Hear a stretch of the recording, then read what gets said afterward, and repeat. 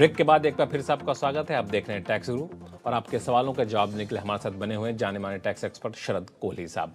कोहली साहब आपके सवालों का जवाब देंगे, लेकिन उससे पहले एक मुद्दा कई बार लोगों ने हमें ट्विटर पे ही पूछा और अलग अलग सवाल भी आते रहते हैं। मैं चाहता हूँ इस सारे सवालों का जवाब एक साथ क्यों न दे दिया जाए कि कई लोगों के बच्चे के अंदर एक एक्स्ट्रा टैलेंट होता है और एक्स्ट्रा टैलेंट कई बार उनके लिए कमाई का जरिया बन जाता है। अब सवाल ये उठता है कि ये जो कमाई होती है बच्चों से, क्या उस पर इनकम टैक्स लगेगा या फिर उनकी कमाई को पेरेंट्स की कमाई में जोड़ दिया जाएगा? इस तरह कई सारे सवाल उठते हैं, तो क्यों नहीं सारे सवालों को जवाब कोहली साहब से पहले ले लिया जाए। कोहली साहब, इसमें नियम क्या कहता है?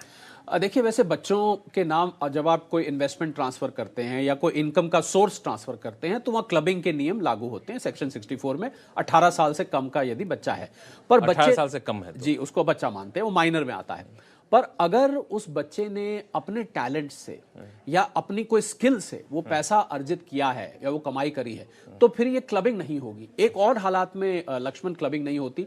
एक सेक्शन 80U है जहां दिव्यांग बच्चों के लिए, तो अगर दिव्यांग बच्चे की कोई इस प्रकार की आय हो रही है, वहां भी क्लबिंग नहीं होगी। और अगर क्लबिंग हो भी जाती है तो इसमें जो दो पेरेंट्स हैं, माता पिता हैं, उनमें से जिनकी इनकम ज्यादा होगी उसमें जाके वो क्लब होगा। मतलब आपने देखना है कि दोनों माता पिता में किसकी इनकम ज्यादा है, वहां जाके क्लब हो जाएगा। और अगर हो जाता है तो 1500 रुपए प्रति चाइल्ड इसकी डिडक्शन भी मिलती है। तो ये देखना है कि बच्चे में, मान लीजिए कई दफे कोई क्विज है, कोई ऐसा टैलेंट शो है या कोई सिंगिंग कंपटीशन है, उसमें बच्चे ने अपनी स्किल से जीता है, तो वहां पर वो क्लबिंग नहीं लागू होती। वहाँ क्लबिंग लागू नहीं होती, लेकिन शर्त यह है कि उम्र जो है बच्चे की 18 साल से कम होनी चाहिए। हाँ, 18 के बाद तो फिर क्लबिंग वैसे ही नहीं होती है, क्योंकि 18 के बाद तो उसकी खुद की मेजर हो जाता है और उसकी खुद की फाइल बन जाती है, उसकी खुद की रिटर्न फाइल की जा सकती है। तो चलिए, तो इस तरह से अगर आपके घर में बच्चे हैं कोई और एक्स्ट्रा टैलेंट की वजह से कुछ कमाई हो रही है, तो इस नियम का खास ख्याल रखिएगा। पता चला कि इनकम टैक्स विभाग बच्चों को तो नहीं, लेकिन आपको नोटिस जरूर भेज सकता है, तो इसलिए जो भी टैक्स की देनदारी बनती है इस प्रावधान के तहत तो उसकी जरूर चुकाइएगा। चलिए, अब शुरू करते हैं वापस से सवाल जवाब का सिलसिला। ग्रेटर नोएडा से हमारे साथ कुलदीप जी फोन लाइन पर जुड़ चुके हैं। कुलदीप जी, नमस्कार। नमस्कार सर। नमस्कार। कैसे हैं आप? मैं बहुत अच्छा हूँ, आप कैसे हैं सर? मैं बहुत बढ़िया हूँ, थैंक यू सो मच। क्या करते हैं आप? मैं रिटायर्ड बैंकर हूँ और फैकल्टी हूँ बैंकिंग में। अरे वाह, अरे वाह, बहुत अच्छी बात है। बताएं क्या उलझन है? हमारे साथ हमारे गेस्ट बैठे हुए हैं शरद कोहली साहब, आपके सवालों का जवाब देने के लिए। जी जी, दो प्रश्न है सर। पहला प्रश्न है कि जो एडवांस टैक्स पेमेंट मैंने किया है फाइनेंशियल ईयर 2022-23 में, फाइनेंशियल ईयर की बात कर रहा हूँ, ठीक है, उसका 26A में आजकल वो नहीं दिखा रहे हैं। लास्ट टाइम दिखाया था, इसमें कोई अच्छा, लास्ट टाइम दिखाया था, इस टाइम नहीं दिखा रहा है। और लेकिन AIS में उन्होंने शो किया हुआ है। तो कहीं मुझसे कोई गलती तो नहीं हुई है। एक तो ये प्रश्न है। दूसरा प्रश्न मैं बाद में बता दूंगा सर। ठीक है, पहले इसका जवाब लेते हैं आपसे। जी हाँ कुलदीप जी, आपने बिल्कुल ठीक पकड़ा। अब हाल से ये जो एडवांस टैक्स है ये अब 26AS में नहीं, इसको AIS में मूव कर दिया गया है।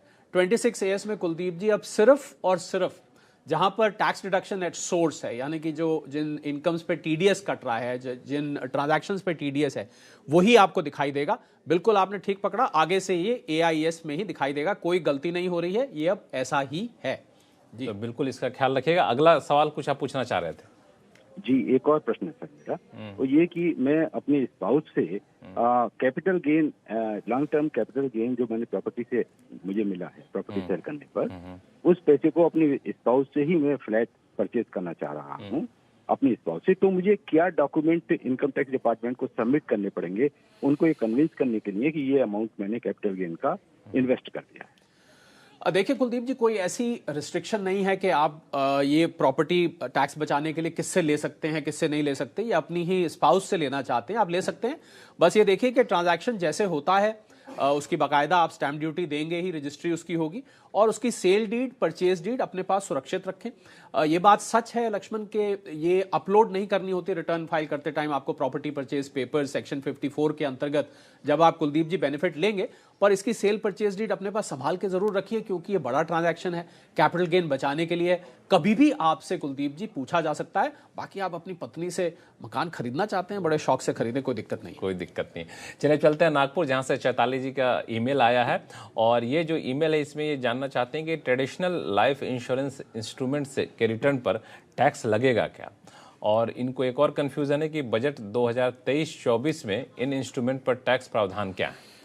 देखिए, जो इंश्योरेंस के प्रोडक्ट्स हैं हम सब जानते हैं, जब वो मैच्योर होता है और अगर 10% से प्रीमियम कम है तो सेक्शन 1010D के अंतर्गत आपको एग्जेम्पशन मिलती है, मतलब उस पर मैच्योरिटी पर कोई टैक्स नहीं लगता है। और जो नया नियम जो लाया गया है बजट में, जो लाया गया उसके अंतर्गत हम सब जानते हैं, बहुत बहुत चर्चा में भी था कि 5 लाख से ज्यादा अगर प्रीमियम है तो फिर उसके लिए ये जो 1010D की एग्जेम्पशन है इसको हटा लिया गया है, क्योंकि आप इतने बड़े अगर इंश्योरेंस प्रीमियम दे रहे हैं तो सरकार का मानना है कि आपको टैक्स छूट देने की जरूरत नहीं है, आप तो बड़ा कुछ अफोर्ड कर सकते हैं। तो यही नया प्रोविजन है, इसके अलावा और कोई इंश्योरेंस में चेंज नहीं किया गया। चलिए फिलहाल वक्त है छोटे से ब्रेक का। ब्रेक के बाद बताएंगे कि जीएसटी रजिस्ट्रेशन सस्पेंड होने के बाद कैसे करें बिलिंग, बताएंगे छोटे से ब्रेक के बाद।